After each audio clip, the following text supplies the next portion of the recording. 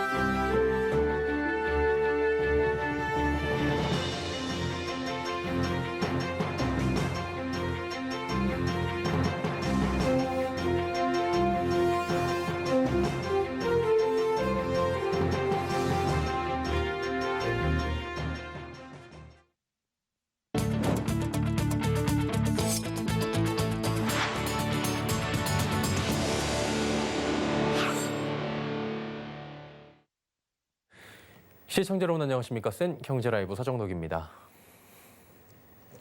6월 기준 구직 단념자가 역대 최대 규모를 기록한 가운데 절반 가까이가 2030 세대인 것으로 집계됐습니다. 통계청에 따르면 6월 구직 단념자는 58만 3천 명으로 1년 전보다 4만 6천 명이 늘어났습니다. 2014년 관련 통계가 개편된 이후 6월 기준 가장 많은 수준입니다. 6월 구직 단념자 58만 3천 명 중 20대는 18만 6천 명, 또 30대는 8만 7천 명으로 2030 세대가 절반가량인 27만 3천 명에 달했습니다. 구직 단념자는 취업을 원하지만 적당한 일거리를 찾을 수 없을 것 같거나 또 교육, 경험, 나이 등 자격이 부족하다고 생각해 구직 활동을 포기 또는 쉬고 있는 사람을 뜻합니다. 업계에선 코로나19의 영향으로 취업 시장이 얼어붙은 것이 영향을 미친 것으로 분석합니다. 올해 기업 공개 시장 뜨겁습니다. 조단위급의 대어들이 상장에 나서며 IPO 공모 자금이 벌써 6조 원을 돌파한 건데요. 하반기에 크래프톤 등 쟁쟁한 기업들이 상장을 준비하고 있어 연내 10조 원을 넘어설 것이란 장밋빛 전망도 나옵니다. 김혜영 기자입니다. 올 IPO 공모 자금이 6조 원을 넘어섰습니다. 작년 한 해 조달된 공모금을 훌쩍 뛰어넘는 수치입니다. 올해 증시에 입성한 기업은 62개사, 공모금 총액은 6조 5,885억 원에 달합니다. 연내 10조 원 돌파에 대한 전망도 이어지고 있습니다. 하반기 공모 자금이 1조 원을 넘어서는 초대형 IPO가 줄줄이 대기하고 있는 겁니다. 카카오뱅크와 크래프톤, 카카오페이 등이 대표적입니다. 우선 카카오뱅크는 최대 2조 5,526억 원을 끌어모을 계획입니다. 카카오뱅크의 희망 공모가 범위는 3만 3천 원에서 3만 9천 원으로 오는 22일 최종 공모가 결정을 앞두고 있습니다. 크래프톤 역시 몸집이 상당합니다. 공모가가 희망 범위 상단으로 결정된다면 공모 금액은 총 4조 원대에 달합니다. 증권가에서는 이처럼 카카오뱅크와 크래프톤 두 기업의 공모금만 더해도 10조 돌파는 무난하다고 평가하고 있습니다. 이에 더해 카카오페이도 상장에 박차를 가하고 있습니다.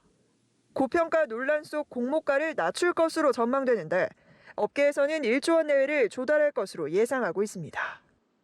이외에 롯데렌탈, 아주스틸, 한컴 라이프케어 등도 상장을 앞두고 있어 IPO 시장의 열기는 지속될 것이란 전망입니다. 서울경제TV 김혜영입니다. 인터넷 전문은행 카카오뱅크가 내일부터 국내 기관 투자자를 대상으로 수요 예측을 실시하고 상장 막바지 작업에 돌입합니다. 국내 기관을 대상으로 한 수요 예측은 20일부터 21일, 해외 기관은 9일부터 21일까지 진행될 예정입니다. 카카오뱅크가 제시한 공모가 희망 범위는 3만 3천 원부터 3만 9천 원, 공모 예정 금액은 2조 1,600억 원에서 최대 2조 5,500억 원가량입니다.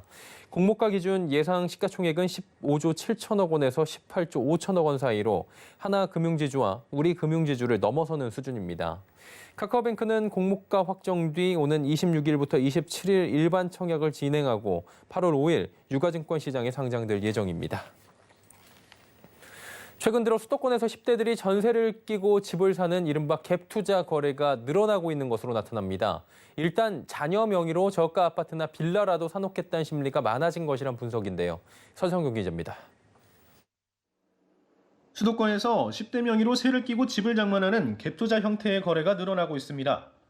오늘 더불어민주당 박상혁 의원이 국토교통부에서 제출받은 광역시도별, 연령대별 자금조달계획서 제출 건수 자료에 따르면 올해 1월에서 5월 10대가 서울에서 보증금 승계 및 임대 목적으로 주택을 구매한 것은 69건으로 집계됐습니다.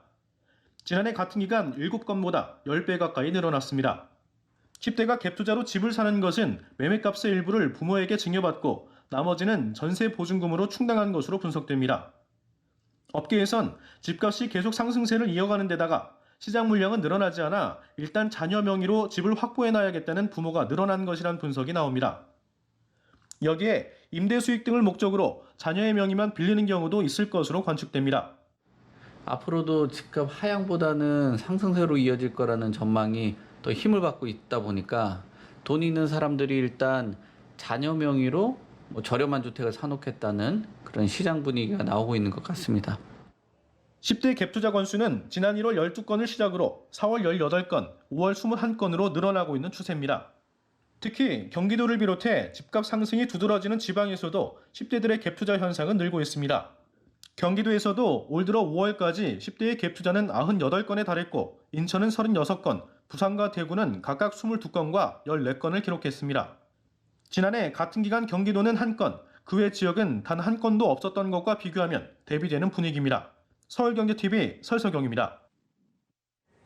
서학개미의 열풍으로 올 상반기 외화증권 결제와 보관 금액이 반기 기준 사상 최대를 기록했습니다. 올 상반기 한국예탁결제원이 보관한 외화 주식은 2,077억 4천만 달러로 지난해 하반기보다 63%나 늘어났습니다. 또 지난해 연간 1,983억 2천만 달러도 이미 넘어선 겁니다. 외화증권 결제 금액도 2,612억 달러, 약 299조 원으로 지난해 하반기 대비 44.3%나 급증했습니다. 해외 시장별 보관 금액은 미국이 전체 보관 금액의 61.4%로 비중이 가장 컸습니다. 외화 주식의 경우 미국이 전체 외화 주식 보관 규모의 81.9%를 차지했습니다. 4대 금융지주의 실적 발표가 임박했습니다. 금융권에 따르면 이번 2분기 금융지주들의 실적은 사상 최대를 기록할 것으로 보입니다. 중간 배당에 대한 기대감도 한층 높아졌다고 하는데요. 양한나 기자가 전해드립니다. 이번 주부터 KB와 신한, 하나, 우리 등 4대 금융지주들의 실적 발표가 이어집니다. 21일 우리금융을 시작으로 22일 KB금융과 하나금융, 27일 신한금융이 2분기 실적을 발표합니다. 업계에 따르면 4대 금융지주는 올해 2분기 사상 최대 실적을 낼 것으로 예상됩니다. 금융정보업체 FN가이드에 따르면 KB금융의 2분기 당기순이익 전망치는 1조 1,823억 원으로 전년 동기 대비 19.1% 증가할 것으로 집계됩니다. 신한금융의 순이익은 1조 1,118억 원으로 24.5% 늘어날 전망입니다. 같은 기간 하나금융의 순이익은 23.9% 증가한 8,618억 원, 우리금융의 순이익은 206.5% 급증한 6,628억 원이 될 것으로 관측됩니다. 2분기 금융지주들이 역대급 호실적을 달성할 것으로 전망되는 배경으로 시장금리 상승과 대출 확대, 주식시장 호조 등이 꼽힙니다. 정부의 가계부채 대책 반영과 기준금리 인상 기대에 따른 시장금리 상승으로 은행의 수익성 지표인 순이자 마진이 증가세입니다. 여기 더해 대출 규모도 꾸준히 증가세를 보이고 있고 주식시장 활황으로 인한 유가증권 관련 이익 증대, 코로나19 확산에 따른 기저효과로 수수료 수익도 좋아지고 있습니다. 역대급 실적에 따라 중간 배당에 대한 기대감도 높아지고 있습니다. 하나금융과 우리금융은 중간 배당을 위해 이미 주주 명부를 폐쇄했고 KB금융과 신한금융도 이사회 결의를 통하면 중간 배당이 가능한 상황입니다. 금융당국이 은행권의 배당 성향을 20%로 제한한 공고를 해제한 것 역시 중간 배당에 대한 가능성을 높였습니다. 금융지주들은 이달 말 2분기 실적 발표가 끝난 뒤 다음 달 중간 배당 결정을 위한 이사회를 열 예정입니다. 서울경제TV 양한나입니다.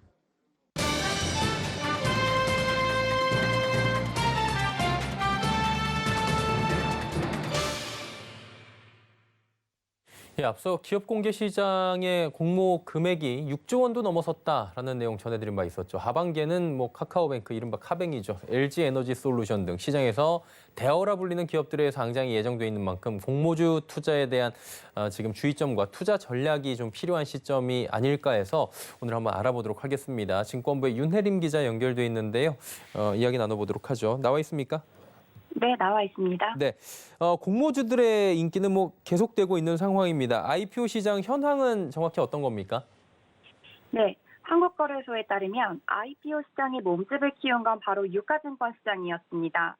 유가증권 시장 공모 금액이 10년 만에 처음으로 5조 원을 넘어선 것입니다. 올해 코스피 상장을 위해 IPO를 진행한 기업의 공모 금액은 총 5조 2,098억 원으로 집계됐습니다. 올해 상장한 기업 중 가장 큰 금액을 조달한 곳은 SKIE테크놀로지로 2조 2,459억 원을 기록했고, SK바이오사이언스 1조 4,917억 원, ST바이오센서 7,764억 원 등이 그 뒤를 이었습니다. 증권업계에서는 하반기 예정된 기업들의 상장 이후 국내 IPO 시장의 총 공모 금액이 지난 2010년 10조 908억 원 수준을 훨씬 뛰어넘는 25조에서 30조 원을 기록한다는 전망도 나왔습니다. 인기가 좋은 이유는 수익률이 좋기 때문일 텐데요. 올해 상반기에 상장한 기업들의 주가 흐름은 어땠습니까? 투자자들이 공모주에 주목하는 이유는 예. 바로 따상 때문입니다. 따상이란 공모가 대비 2배의 시초가를 형성한 후 상한가를 기록하는 것을 의미합니다. 지난해 상장한 SK바이오팜이 상장 이후 3거래일 연속 상한가를 기록해 IPO 시장에서 대형 종목은 따상을 달성할 수 있다는 이른바 따상 신드롬이 일었습니다. 올해 코스피 코스닥 시장에서 상장한 기업들의 주가를 정리해봤는데요. 따상에 성공한 곳은 42곳 중 9곳으로 코스피 시장에서는 SK바이오사이언스가 유일했습니다. 따상엔 실패했지만 지난 16일 기준 공모가 대비 100% 이상의 수익률을 보인 곳은 C랩, P&H테크, 레인보우 로보틱스 등 6곳으로 이 중 메타버스 관련주인 자이언트 스텝의 수익률은 무려 650%에 달했습니다. 반면 같은 기간 공모가 대비 마이너스의 수익률을 보인 곳도 있었습니다. 이노뎁, 시엔투스 성진, 프레스티지 바이오파마 등 총 8곳이었습니다. 확률적으로 지금 괜찮긴 했는데 무조건 따상 가는 건 또 아니구나, 무조건 올라가는 건 아니구나라는 생각들도 시청자분들께서 지금 하고 계실 것 같은데요. 그렇다면 하반기에도 IPO 대우라고 불리는 기업들의 청약이 예정돼 있다고 하는데 정리해 주시겠습니까? 네, 이번 달 말부터 다음 달 초가 이른바 IPO 슈퍼위크 기간이라고 불리고 있습니다. 해당 기간 수요 예측이 예정된 기업은 크래프톤을 비롯해 총 14곳인 것으로 나타났습니다. 코스피뿐 아니라 코스닥 시장에서도 상당히 활발한 모양새인데요. 최근 1546대 1의 청약 경쟁률을 기록한 신약개발회사 큐라클이 이달 22일에 이어 맥스트, 에브리봇이 코스닥 시장에 상장할 예정입니다. 이외에도 현재 상장을 청구한 기업은 넷마블네오, LG에너지솔루션, SM상선, K카 등이 있어 당분간 IPO 시장 규모는 지속적으로 증가할 전망입니다.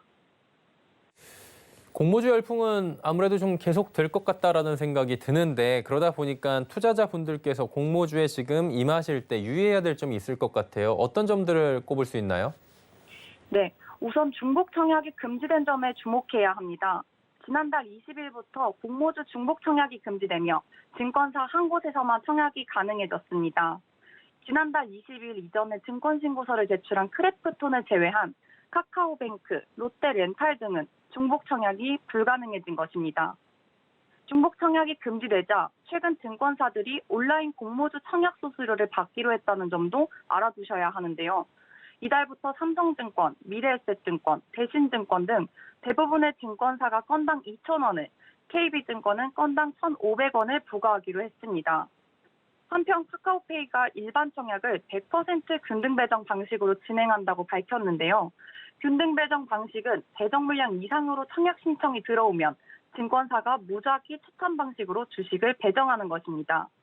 다만 최소 증거금만으로 청약하는 투자자들이 많아져 청약 물량을 채우지 못한 증권사의 경우 한 주도 받지 못할 가능성도 염두하셔야 합니다. 예, 중복 청약 금지된 부분 잘 지금 알고 계셔야 될 것 같고요. 전략들이 또 새롭게 수립돼야 될 것 같은데 접근을 좀 어떻게 해야 될까요? 증권업계에서는 우선 공모주 대여는 첫날 따상한다는 공식에 의존하면 안 된다는 입장입니다. 올해 역대 최대 청약 증거금을 모은 SKIE 테크놀로지가 상장 첫날 시초가 대비 26%가량 급락하며 부진한 성적을 보였습니다.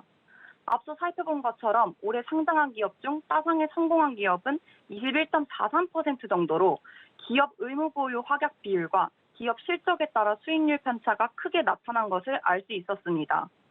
또한 장기 투자 전략도 고려해야 한다고 조언했습니다. 한 증권업계 관계자는 최근 카카오뱅크, 카카오페이 등 공모주 관련 논란이 불거지고 있는데 공모주 가치 평가를 떠나 기업의 성장성을 보고 장기적으로 투자하는 것도 하나의 방법이라며 특히 최근 바이오, IT 등의 기업들이 기술 성장 승리를 통해 상장하는 경우가 많아졌다고 사업 확대, 설비 투자 등의 이슈에 집중 투자하는 것을 권장한다고 말했습니다. 예, 하반기 IPO 슈퍼위크를 앞두고 있는데요. 공모시장의 현 상황 그리고 유의점까지 자세하게 짚어봤습니다. 윤혜림 기자와 함께했습니다. 고맙습니다. 네, 감사합니다.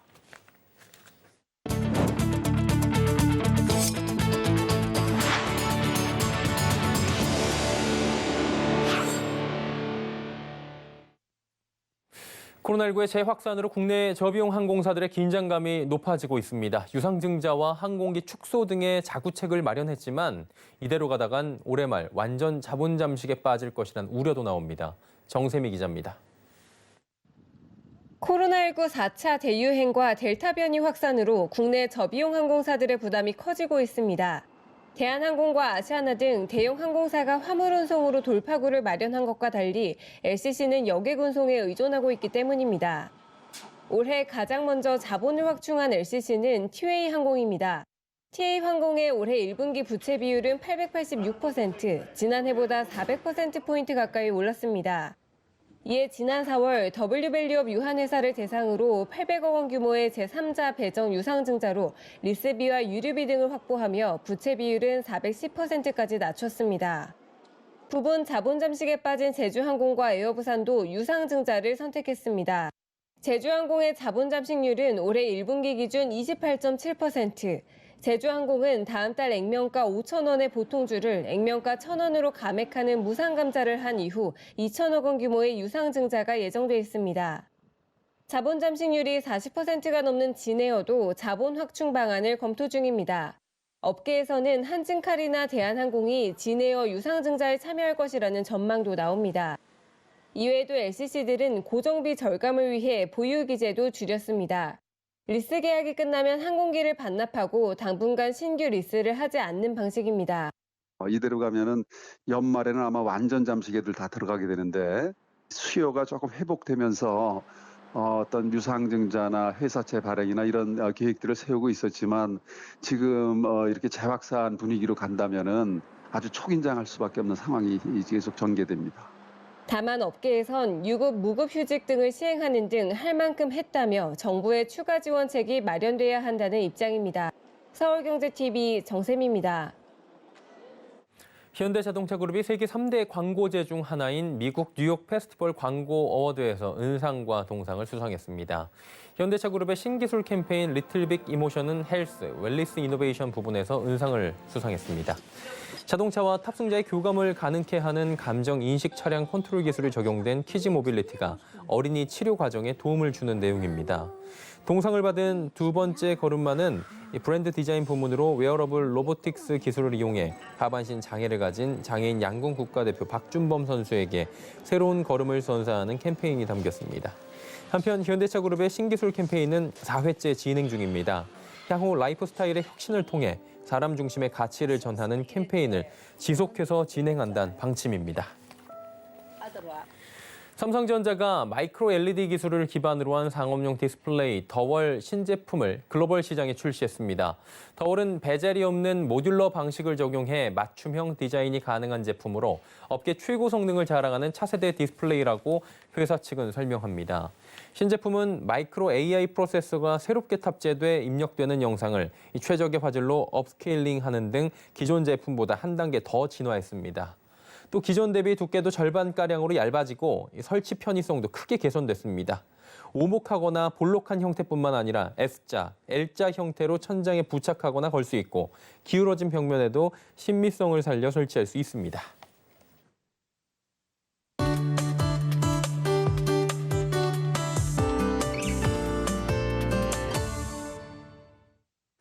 지구를 보존하고 인류가 건강하게 살 수 있는 환경을 유지하기 위해 숲은 반드시 필요하다고 하죠. 숲은 지구 온난화의 주요 주범인 이산화탄소 등의 온실가스를 제거해주는 능력이 있을 뿐만 아니라 미세먼지도 함께 낮춰주는데요. 숲의 치유 능력이 알려지며 숲을 끼고 있는 이른바 숲세권 아파트들도 굉장히 큰 인기를 끌고 있습니다. 자, 오늘은 숲 등의 공원 면적이 넓을수록 삶의 만족도가 높다라는 이야기 나눠보도록 하겠습니다. K웨더 반기성 센터장과 함께합니다. 어서 오세요. 네, 안녕하세요. 예, 숲이 집 앞에 있으면 좋은데 집값이 비싸지더라고요. 건강에 진짜 많은 이익이 있다고 하던데 맞습니까? 국립 산림과학원 연구 조사한 결과에 따르면 말이죠. 도시숲 조성 시 도시기온이 평균 한 2.3도에서 2.7도 낮아지고 1헥타르의 도시숲이 연간 168kg의 미세먼지 등 대기 오염물질을 흡수하면서 오염물질 저감 효과를 보인다고 밝혔는데요. 실제 2019년 3월 초 미세먼지 대란 때 측정을 해보니까 도시숲의 미세먼지 농도가 일반 도심보다는 25.6%, 초미세먼지 농도는 40.9%까지 낮은 것으로 나타나기도 했습니다. 예. 이처럼 도시숲이 미세먼지 농도 감소, 또 폭염 저감에 도움이 된다는 연구 결과가 발표되면서 친환경 아파트에 대한 관심이 정말 높아지고 있죠. 주택산업연구원의 2025년 미래주택시장 트렌드에 따르면 집을 선택하는 기준에 있어서 다수의 실거주자들이 숲이나 공원 등 녹지 공간이 가까운 숲세권 아파트를 선호하는 것으로 나타나고 있습니다. 그런데 숲이 폭염 등의 극한의 환경 조건을 이겨내고 대기 중에 탄소를 제거하는 능력을 유지하는 능력을 발휘한다는 사실이 이스라엘 와이즈만 과학연구소에 의해서 밝혀졌습니다. 연구진들은 지구온난화에 대비하기는 가장 좋은 방법이 숲을 많이 만드는 것이라고 주장합니다. 예. 언젠가 보니까 그 강동 쪽의 그 공기의 질이나 온도들이 숲이 많아서 그런지 굉장히 좀 다른 서울 지역에 비해서 좋다라는 기사를 읽은 적이 있는데 진짠가 봐요. 근데 숲이 이산화탄소나 미세먼지 제거해주고 온도 낮춰주는 것 외에도 굉장히 또 심신의 안정을 주지 않습니까? 그렇죠. 예. 우리나라 포스텍이라든가 미국, 네덜란드 등 예. 총 7개국 31개 연구기관 연구자로 구성된 국제공동연구팀은 도시 개발을 할 때 자연 그대로 환경을 최대한 보존하면서 녹지를 유지하는 것이 도시민들에게 정신적이나 육체적 건강에 도움이 된다라는 연구 결과를 발표했는데요. 예. 이들은 다른 연구들에서 나왔던 자연과 가깝게 지내는 삶이 행복감과 인지 능력 향상, 정신 건강 증진, 통증 감소에 도움이 된다는 내용과 일치한다고 밝혔습니다. 공동연구팀은 인공위성 및 영상 빅데이터를 분석을 해보니까 녹지가 주민 행복을 높이는데 아주 도움을 준다고 밝혔는데요. 연구 결과는 데이터과학 분야 국제학술지인 EPJ 데이터 사이언스에 실렸습니다. 예. 이들은 세계 60개국에 대한 도심의 녹지 비율, 또 행복도 조사 결과를 비교해 봤는데요. 이제 그동안에는 주로 항공사를 이용했었죠. 그런데 이번엔 위성 영상으로 상당히 광범위한 지역 분석이 가능해지면서 연구 결과의 타당성, 신뢰도가 높아졌다고 합니다. 예, 우리나라에도 최근 개발되는 신도시 택지지구 보면은 녹지, 수변 공간들이 거의 의무적으로 드러나 있나 싶을 정도로 잘 갖춰져 있는 것 같은데 다 이런 이유 때문인가 봐요? 네, 그렇습니다. 아무래도 이런 사람들이 사는 주변에 예. 공원이라든가 녹지 이런 것들이 잘 조성된 곳에 사는 사람들의 만족도가 높다고 알려져 있죠. 이번 연구에서도 도심성 녹지 공간이 시민의 행복에 영향이 크고 경제가 발전한 나라일수록 이 같은 경향성은 컸다라고 합니다. 연구팀은 유럽 우주국에서 운영하는 고해상도 위성 센티널2의 위성자를 활용을 하면서 전 세계 60여 개국 90개 도시의 녹지 면적을 조사했는데요. 이 도시들은 국가 전체 인구의 10% 이상이 모여 사는 메가시티들입니다. 녹지 공간 분석 정확도를 높이기 위해서 이성 이미지가 선명하게 나오는 계절, 즉 북반구 도시는 6월에서 9월, 남반구 도시는 12월에서 2월을 대상으로 했는데요. 여기에 유엔의 2018년 세계 행복 보고서 데이터, 또 국가별 국내 총생산 자료를 종합을 해서 녹지와 경제, 시민의 행복 간 상관관계를 분석해 보는 것이죠. 예. 그러면 이제 궁금한 게 녹지나 공원 면적이 이렇게 넓어지잖아요. 그러면 빈부격차보다는 행복도가 더 좀 만족도가 높아지겠어요? 네, 그렇습니다. 국가의 경제적 상황에 사실 무관하게 예. 도시 녹지 면적이 넓을수록 시민 행복도가 높아지는 경향이 있었습니다. 물론 저 조사 대상 60개국 중에 GDP가 중간 이하인 30개 경우에는 녹지 면적보다는 일단 경제 성장의 행복과 더 밀접한 것으로 나타났어요. 그러나 1인당 국민 총소득이 3만 8천 달러가 넘는 도시에서는 녹지 공간 확보가 경제 성장보다 더 중요한 요소라고 나타났는데요. 우리나라에서도 녹지 공간 확보가 더 중요하다고 나타났다고 합니다. 예. 연구에 참여한 정우성 포스텍 교수는 경제 발전 단계에서 경제 성장은 시민 행복의 중요한 요소이긴 하지만 일정 수준 단계에 오르게 되면 다른 사회적 요인이 행복에도 직접적인 영향을 미친다고 볼 수 있다라고 말했는데요. 올해 6월 북반구의 많은 지역에서 이례적인 폭염이 발생하는 것처럼 이젠 폭염이라든가 대기 오염은 갈수록 문제가 더 커질 것으로 봅니다. 따라서 삶의 질을 높이기 위해서 도시 계획자들은 도심 지역에서는 자동차 사용을 좀 줄이고 도심 곳곳에 녹지 지대를 많이 조성하는 것이 필요하다라고 봅니다. 예, 오늘은 숲의 중요성에 대해서 하나하나 짚어봤습니다. K웨더의 반기성 센터장과 함께했습니다. 고맙습니다. 네, 감사합니다.